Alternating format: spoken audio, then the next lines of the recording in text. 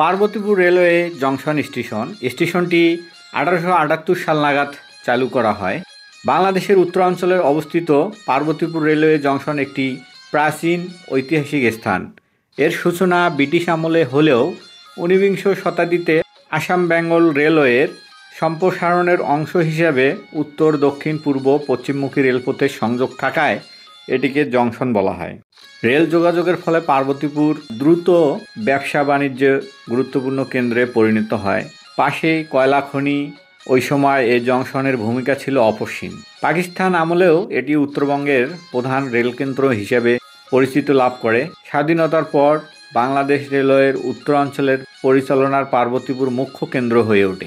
এখানে বৃহৎ লোকোমোটিভ কারখানা এবং সবচেয়ে বড় ডুয়েল গেজ লোকোশেড এই পার্বতীপুরে, যা দেশের অন্যতম গুরুত্বপূর্ণ রেলওয়ে কর্মশালা, এবং আছে ডিজেল শপ।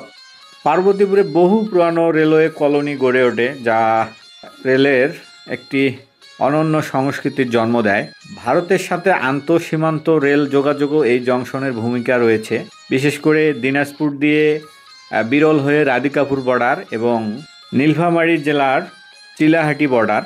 যোগাযোগের ক্ষেত্রেও এই জংশন বিশেষ ভূমিকা রয়েছে ঢাকার সাথে এবং উত্তরের সর্বশেষ জেলা পঞ্চগড়ের সাথে যোগাযোগ মাধ্যম।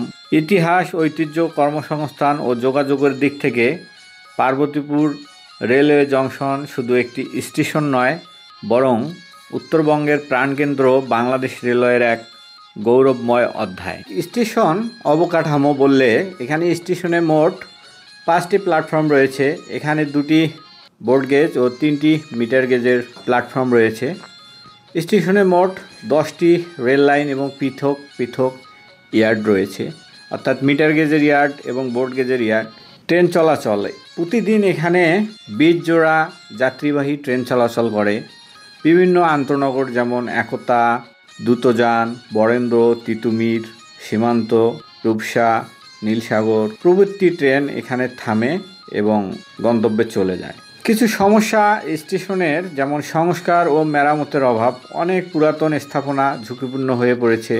তবে স্টেশনটিতে বেশ কিছু উন্নয়ন সংস্কারের পরিকল্পনা হাতে নেওয়া হয়েছে। পার্বতীপুর কাউনিয়া রুটে ডুয়েল গেজ রেল লাইন নির্মাণ।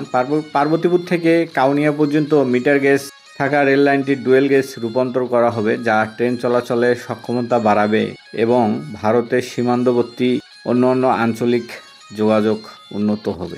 এই স্টেশনকে আইকনিক স্টেশন হিসেবে উন্নয়ন এবং পার্শ্ববর্তী রেল স্টেশন সমূহ যেমন রংপুর, কাউনিয়া স্টেশনগুলোকে উন্নত সুবিধাসম্পন্ন আইকনিক স্টেশন হিসেবে গড়ে তোলার পরিকল্পনা রয়েছে। এতে যাত্রী অবকাঠামো, স্টেশন বিল্ডিং পরিষেবা, যাতায়াত সহজতা বাড়ানো হবে। পরিশেষে এটাই বলতে চাই, আপনি যদি একজন ভ্রমণ পিপাসু এবং রেল প্রেমিক হয়ে থাকেন তো একদিন সময় করে ঘুরে যেতে পারেন। ধন্যবাদ।